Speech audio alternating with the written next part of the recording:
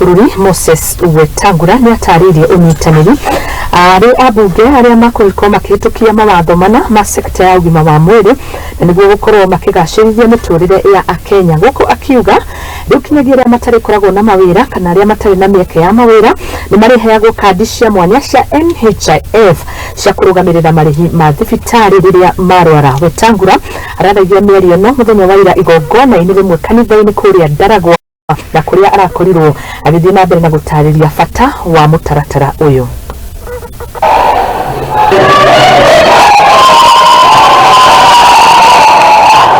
Sasa ni kusaidia mwananchi, na serikali ya Nairobi imeamua kushirikiana na magavana kwa mambo ya afya. Sisi wabunge yetu tumemaliza, tumepitisha sheria 4 ya kusaidia mwananchi. Hiyo sheria inasema katika health center, katika dispensary, kurudi hapo chini, malipo hakuna kwa mwananchi yeyote anaenda matibabu. Hiyo sheria ilizunduliwa Kericho siku ya Ijumaa.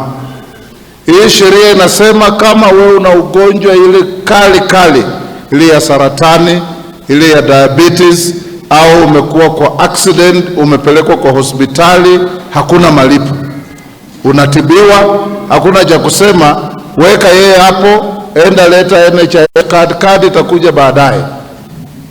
Wale wananchi hawajiwezi, wale ndugu zetu ambayo hana kazi, anakaa tu hapo nje, wao watapewa kadi yao ya NHIF ambayo imebadilishwa sasa for free, ili waende kutibiwa.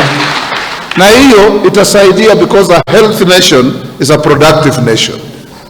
Maneno mmesema ya kuunganisha Kenya tumekubaliana.